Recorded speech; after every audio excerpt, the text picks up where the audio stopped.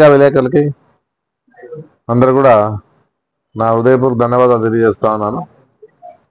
ఈరోజు మీ అందరికి తెలుసు, పోచాని మురళీకృష్ణ గారిని ఏ విధంగా కేసులు పెట్టి దాదాపుగా 15 కేసులు పెట్టించి ప్రతి చోట ఆయన్ని ఆరోగ్యం బాగాలేకపోయినా కూడా ప్రతి స్టేషన్కి ఆదోన్ అయితేనేమి, లేకపోతే విజయవాడ అయితేనేమి, గుంటూరు అయితేనేమి, ఎన్ని చోట్ల మన కడప ఏరియాలో ఏ ఊరుది రాజంపేటలో అయితేనేమి అన్ని చోట్ల ఎక్కడ లేదనే పరిస్థితి లేకుండా రాష్ట్రం అంతా కూడా ఆయన మీద అక్కడ ఉన్నటువంటి కాన్స్టిట్యున్సీలో కేసులు పెట్టేయడం, దాని ద్వారా ఆయన మీద కేసులు బనాయించడం, వాళ్ళంతా స్టేషన్లో వాళ్ళ కేసుల్లోన అన్ని చోట్ల తిప్పడం జరుగుతూ ఉన్న పరిస్థితి కూడా రాష్ట్రం అంతా చూస్తూ ఉన్నాం. రాజకీయంగా ఆయన పార్టీ వైఎస్ఆర్ పార్టీలో గతం నుంచి అభిమానం. ఆయన ఏదున్నా కూడా ఆయన పార్టీ పరంగా 10 కూడా ఇచ్చారు. ఆ పరిస్థితిలో కొన్ని విషయాల్లో మాట్లాడాల్సి వస్తుంది కాబట్టి స్క్రిప్ట్ ఇచ్చిండొచ్చు, కరెక్టే, స్క్రిప్ట్ ఇచ్చిండొచ్చు, మరి ఈ విధంగా మాట్లాడితే బాగుంటుందని చెప్పేసి చెప్పిండొచ్చు. కానీ ఆ విషయంలో ఆయన మాట్లాడినాడు కూడా అని చెప్పేసి ఈరోజు తెలిసింది. అయినా ఏదున్నా ఇంత హరాస్మెంట్ చేయరాదని చెప్పేసి మాత్రం నేను తెలియజేస్తాను. ఏంటంటే మీ పార్టీ అధికారంలో ఉంది, మా పార్టీ అధికారంలో ఉన్నప్పుడు చాలా మంది అయ్యన్న పాత్రుడు అయితేనేమి, తర్వాత గుంటూరులో ఆయన అచ్చెన్నాయుడు అయితేనేమి, చాలా మంది కూడా ఆ రోజు వైఎస్ఆర్ పార్టీలో చాలా క్రూరంగా మాట్లాడడం జరిగిన పరిస్థితి కూడా చూసాం. అంటే ఇష్టానుసారంగా మాట్లాడిన ఆ రోజులో కూడా జగన్మోహన్ రెడ్డి గురించి మాట్లాడడం జరిగిన పరిస్థితి కూడా చూసాం. అయినా ఈ విధంగా ఈ హరాస్మెంట్లు ఇప్పుడు గవర్నమెంట్ ఉందా చేయలేదు. ఆ రోజుల్లో ఎంతవరకు అయితే మాట్లాడినో అంతవరకే వాళ్ళ మీద కేసులు బనాయించారు, యాక్షన్ తీసుకున్నారు. కానీ మరి ఈ విధంగా ఈ రకంగా ఎప్పుడు చేయలేదో అనేది కూడా నేను తెలియజేస్తా ఉన్నాను. ఏదున్నా చెప్పిన వెంటనే మా పార్టీ నాయకులు, కౌన్సిలర్లు, అభిమానులంతా కూడా వచ్చి ఈరోజు ఇప్పుడు ఈ టైంకే వస్తా అని చెప్పేసి అనుకోవడం జరిగింది. రాలేకపోయినాడు కాబట్టి, అది కాక జడ్జిలు లేరు అని చెప్పేసి చెప్పడం జరుగుతూ ఉంది. మన ఏదన్నా కర్నూలులో ఉన్నటువంటి జడ్జిలతోన అక్కడ హాజరు చేసి ఇక్కడ తీసుకొస్తామని చెప్పే విషయాన్ని కూడా మేము తెలుసుకున్నాం. ఏదన్నా ఆయనకు అండగా నిలబడతాం. వైఎస్ఆర్ పార్టీ పరంగా పోచాని మురళీకృష్ణ గారికి అండగా నిలబడే పరిస్థితి ఎక్కడి మీద ఉందని చెప్పేసి కూడా నేను చెప్పడం జరుగుతూ ఉంది. ఏదన్నా ఆదోన్లో కూడా ఎవరు కేసు పెట్టారంటే, ఎవరు ఆయన మీద కేసు పెట్టారంటే ఎవరో ఒక పేరు చెప్పారు, రేణుకా వర్మ అని చెప్పేసి. ఆ జనసేన పార్టీనో టీడీపీ పార్టీనో నాకు అంత ఐడియా లేదు, కానీ బీజేపీ పార్టీనో తెలియదు. కానీ వాళ్ళతో కేసు బనాయించి ఈరోజు ఆదోని వరకు ఆయన్ని తీసుకురావడం జరుగుతుందని చెప్పేసి కూడా మీ అందరు కూడా తెలియజేస్తా ఉన్నాం.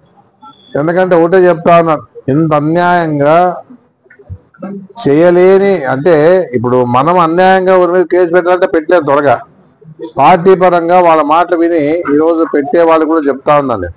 ఎందుకంటే చాలా అన్యాయం అమ్మా ఇది. ఏదున్నా కూడా ఇలాంటి పరిస్థితి రారాదు మీకు కూడా. ఎందుకంటే అన్యాయంగా ఊరి మీద కేసు పెట్టినప్పుడు ఇది ఈ రోజు బాగుండొచ్చేమో, కానీ ముందుకి మీరు ఈ తప్పుల్ని అనుభవించే పరిస్థితి కూడా వస్తా అని చెప్పేసి చెప్పడం జరుగుతూ ఉంది.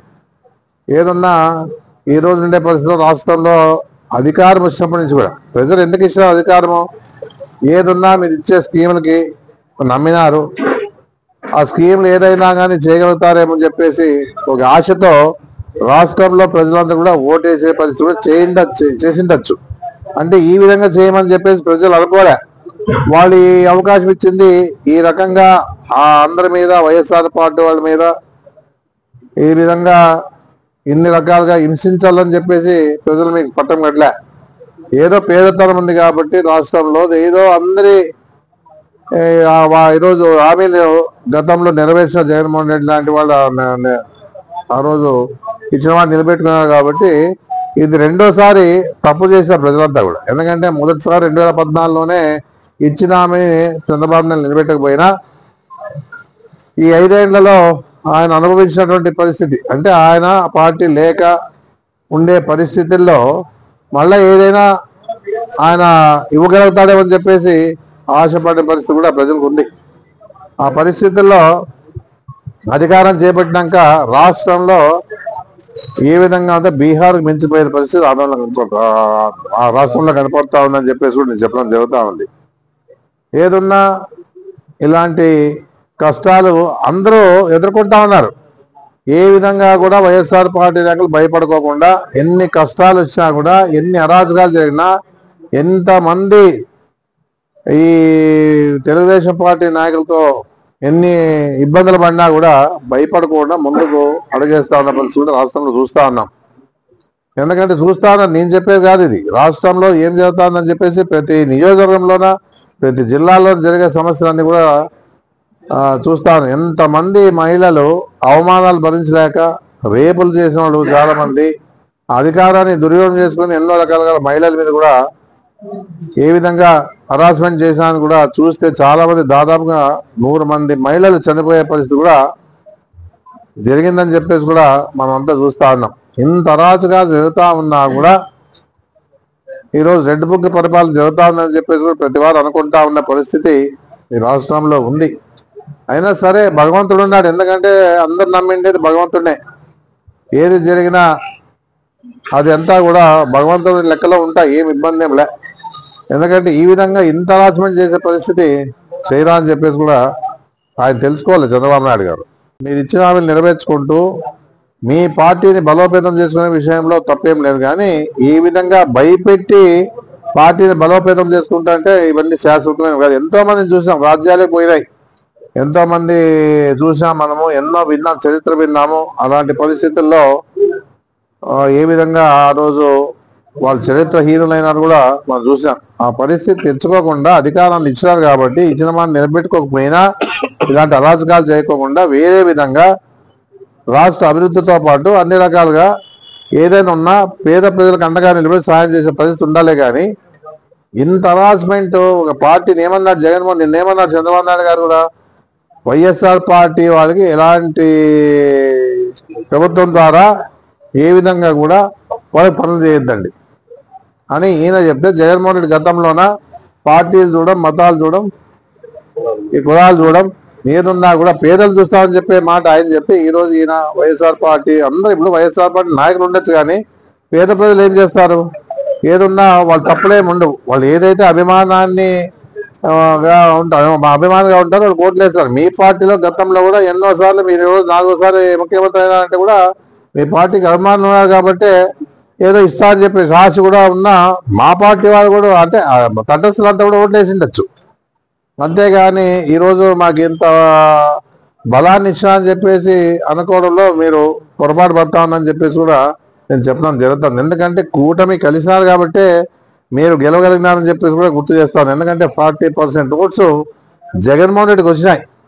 ఏదన్నా ప్రజల అభిమానం ఇంకా ఉందని చెప్పేసి కూడా ఆ పార్టీ ఎలక్షన్లో 40% ఓట్లు తెచ్చుకున్న పార్టీ ఏదైనా ఉన్నా కూడా ముగ్గురు కలిసా మీరు ఈరోజు ఉండే పరిస్థితుల్లో మీరు ఆలోచన చేయాలని చెప్పేసి కూడా నేను చెప్పడం జరుగుతూ ఉంది.